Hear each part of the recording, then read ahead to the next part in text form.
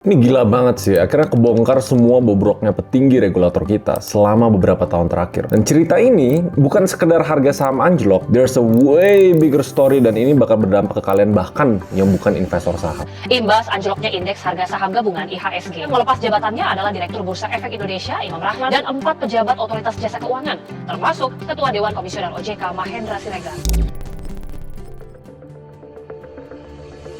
Jadi di akhir Januari, sebenarnya kita cetak sejarah. Salah satu hari paling gelap di pasar modal Indonesia. Kalau banyak yang lagi update boncos, orang panik, lu nggak sendirian. Karena cuma dalam 48 jam, IHSG kita tuh jeblok, kehilangan uang ratusan triliun sampai trading halt berkali-kali. Ini kejadian panic selling terbesar sejak Maret 2020. Bedanya, 2020 tuh karena virus. Hari ini, jatuhnya karena kebodohan kita sendiri. Puncaknya itu di hari setelahnya. Pas orang-orang paling berkuasa di sektor keuangan Indonesia, Ketua OJK, BI, dan deretan-deretan lainnya, mundur serentak dalam satu hari. Kalau gue baca di media, ini bentuk tanggung jawab moral. Menurut gue bullshit lah. Gue tahu lah gimana cara kerja korporasi sama politik level atas. Orang-orang di level ini tuh nggak mungkin mundur massal karena merasa bersalah. Menurut keyakinan saya, mereka mundur karena dipaksa. Karena ada yang nodong pistol ke kepala pasar modal kita. Dan jujur aja, bom yang barusan meledak itu bukan bom kecil. Makanya kita harus bedah bomnya itu apa. Dan kenapa angka 800 triliun itu jadi taruhannya. Dan kita cuma punya waktu ya beberapa minggu. Kita bahas 4 huruf sakral dulu. MSCI.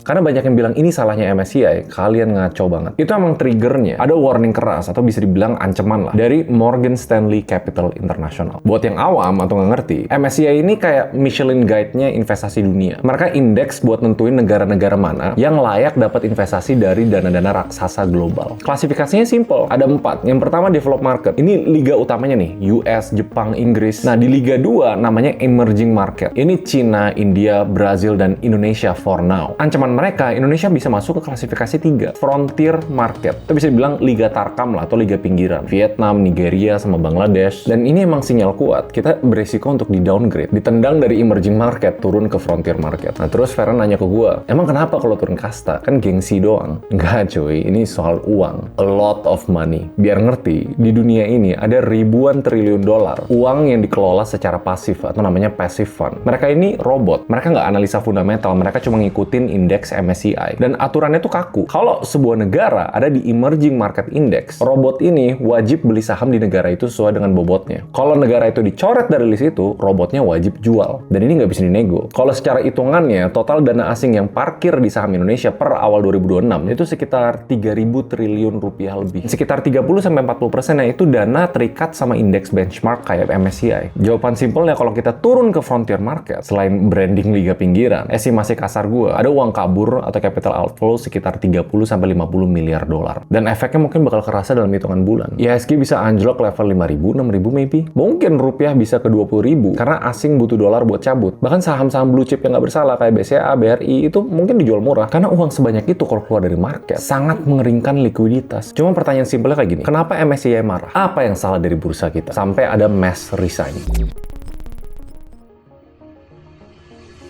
Jawabannya sebenarnya cuma satu kata, manipulasi. Kalau mau spesifik, manipulasi free float. Mungkin kita sebagai investor itu ngerasain, kalau main saham Indo, wah ini masih orang dalam nih, ini bisa digoreng nih. Harganya nggak real sesuai dengan fundamental. Tapi istilah resminya itu ya lihat dari free floatnya. Penjelasan yang paling simpel kayak gini, ibarat lu buka restoran dan ada 10 kursi. Janjinya 10 itu buat customer. Pas launching, beneran ada 10 kursi nih. Tapi 8-nya selalu diisi sama temen, karyawan, yang pura-pura jadi customer. Kelihatannya rame, padahal customer nggak terlalu bisa masuk keluar restoran itu. Nah kalau di Indo, kalau perusahaan mau IPO, minimal tuh 7,5% saham lo harus dimiliki sama publik. Tujuannya biar apa? Biar ada transaksi, biar sahamnya muter. Beneran diperjualbelikan. Nah, ini namanya free float. Ini aja sebenarnya kalau dibanding sama negara-negara lain, itu rendah banget. Kalau mau lebih fair, harusnya naik ke 10, 15%, bahkan 20%. Nah, MSCI itu basically ngecium bau busuknya lah. Kalau data free float di Indonesia itu banyak yang palsu. Di laporan keuangannya emang bener publik pegang 15%. Tapi yang sering terjadi, publiknya itu tangan-tangan hantu. Sebenarnya punya ownernya, tapi di atas namakan orang lain. Banyak yang digadai, repo, dikunci biar harganya nggak jatuh. Akibatnya ya, market kita likuiditasnya semu. Bayangin kalau ada investor sekelas BlackRock atau Vanguard mau beli saham X di jumlah yang besar. Secara data barangnya tuh ada, tapi pas mereka masuk ke pasar, zong, nggak ada yang jual. Atau sebaliknya lah, misalnya mau take profit atau cut loss, nggak ada yang nampung karena yang megang saham cuma segelintir orang yang niatnya mainin harga. Buat investor global ini tuh dosa besar, penipuan struktural. Sebenarnya MSCI udah kasih peringatan ini di pertengahan 2025. Hey Indonesia, benerin data kalian, bersihin saham-saham gorengan yang pura-pura liquid ini. Dan waktu itu respon regulator kita, denial, ngelak. Mereka bilang, oh nggak enggak kok, pasar kita kondusif, investor domestik tumbuh. Ya, hukum tabur tuai, ketidakmampuan OJK dan BEI untuk mendeteksi dan menindak manipulasi kepemilikan saham, inilah kankernya. Kita ngebiarin pasar kita jadi kasino yang diatur bandar. Tapi cerita gedenya nggak berhenti di sana. Bukan tiba-tiba begini kan, pasti udah beberapa tahun lalu, dan apa ada praktek-praktek yang membiarkan itu begitu, atau fulus-fulusnya, makanya kita bahas hari ini.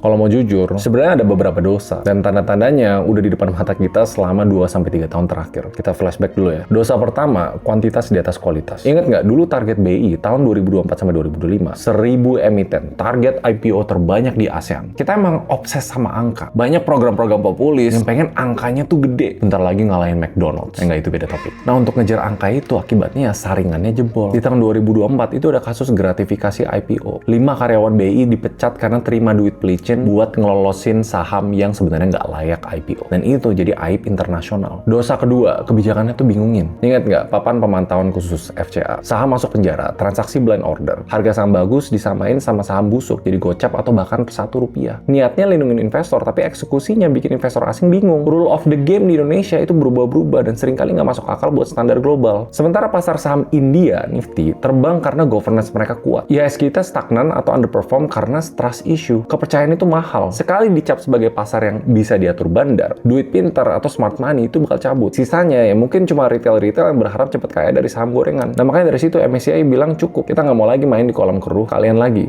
Dan semua ini akumulasi dari semua dosa-dosa ini akhirnya berujung ke resign massal yang menurut gua fair. Dan bahkan statement dari Pandu Syahrir, dari Menkyu Purbaya, ya mereka oke, support. Kenapa mereka kambing hitamnya? Jadi kan pertanyaannya, kenapa mundur serentak? Ya, strateginya itu namanya corporate harakiri. Pemerintah butuh tumbal. Butuh kepala yang bisa diserahkan ke investor asing sebagai bukti kita tuh serius. Menurut keyakinan gua, mundurnya Pak Pahendra, Pak Inarno, sama jajaran lain, itu tuh sinyal diplomatik lah ke MSCI. Sebagai Direktur dan Utama Bursa Efek Indonesia, dan sebagai bentuk tanggung jawab saya terhadap apa yang terjadi 2 hari kemarin, menyatakan mengundurkan diri. Kita pengen nunjukin nih, lihat, kita serius. Kita penggal pimpinan kita sendiri. Jadi, tolonglah kasih kita kesempatan kedua. Jangan turunin kita ke frontier market. Sebenarnya ini adil nggak buat mereka secara pribadi ya? Maybe yes, maybe no. Mungkin mereka orang-orang pinter, tapi karena mereka pemimpin institusi yang gagal memanage dan membiarkan ini terjadi bertahun-tahun, ya ini konsekuensinya logik. Pas kapalnya karam, kaptennya ikut karam. Tapi dengan mundurnya mereka, emang masalah bakal selesai? Tentu tidak. Ganti orang tuh gampang, ganti culture yang susah. Siapapun penggantinya nanti, PR-nya yang ngeri. 1, bongkar benar-benar data kepemilikan saham yang asli, beneficial ownership. Kedua, tindak tegas emiten yang free float-nya palsu. Bahkan kalau itu saham-saham konglo, emiten raksasa, dan yang paling susah, balikin kepercayaan ke asing bahwa hukum di pasar modal Indonesia itu tegak, nggak bisa dibeli. Nah, sampai sana, terus apa berdampaknya ke kita? Gimana kita yang boncos? Terus kita harus ngapain? Kita masuk ke konklusi.